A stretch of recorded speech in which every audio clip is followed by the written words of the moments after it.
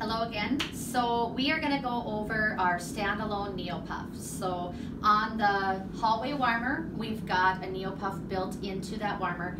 The nursery warmer does not have a Neopuff built into the actual warmer itself. So in turn, we do have this standalone unit. It's definitely not something to be considered like not good or inferior to the hallway warmer, because this thing is actually pretty awesome. You can take it quickly to a delivery or take it quickly to a pediatric in need down in the ER. So it is really nice to have this mobile without having to bring an entire warmer to a situation. So we're going to go over how to use it, how to check it out, how to get it ready for a delivery. First thing you're going to do, and then also you're doing your normal checks to make sure that everything's at the ready if someone were to come in. So if you're doing like a nightly check or a weekly check. So first thing you want to do is make sure you have your tanks. Take your wrench, and you're going to turn your tanks on and check the gauge to make sure that you have the appropriate pressure in your tank. Note that squeal. It's very annoying. It's not fun to listen to. It's killing me right now, but note that squeal. So I turned on my air tank and it squealed like the dickens. It was really loud, really annoying. And then I turned on my oxygen tank and that squeal went away. The whole reason that happened is that's letting you know that one of your tanks is out. The machine thinks that the tank is out.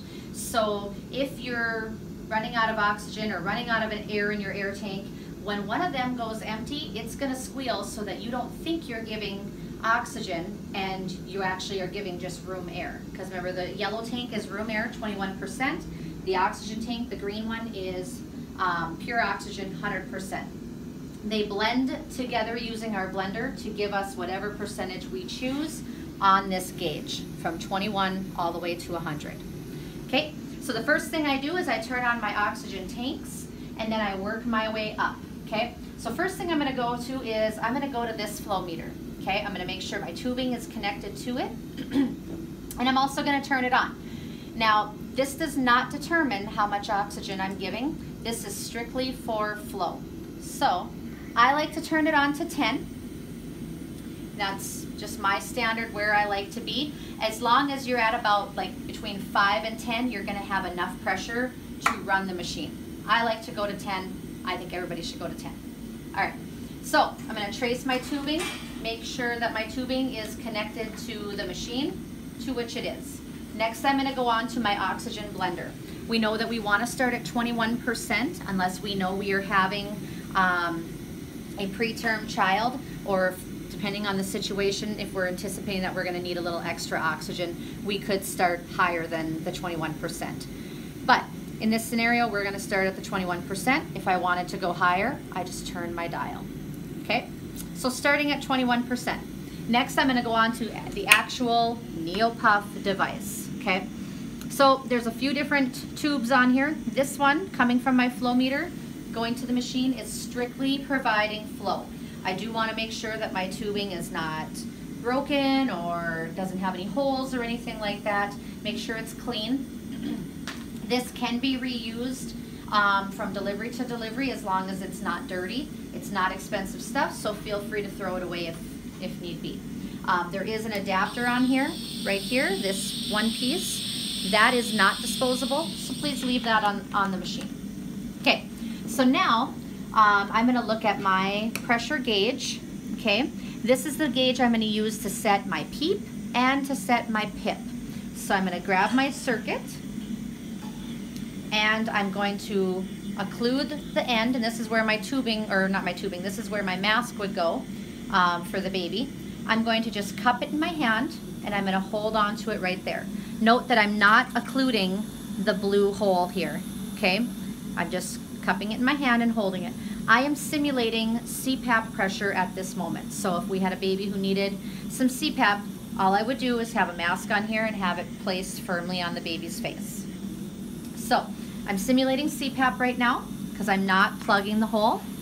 And I'm going to look at my manometer and I want that to be at a PEEP of 5. Okay, mine's already there. You want to look at it straight on, but mine's already there. If I needed to adjust it, if you'll note on here, you can see the words, or the word PEEP, okay? So you can see, if I needed to adjust that, I would occlude the end and I would turn this dial and that would change my PEEP pressure, okay? But I'm gonna leave it at about my 5 here, okay? So now I need to set my PIP, my high pressure, which is my bagging pressure if I'm giving breaths, okay?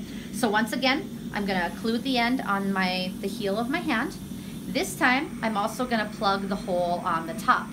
Now I want my pressure to be 18 to 20. So looking at it dead on, it looks like it's about that 20, maybe a tish high.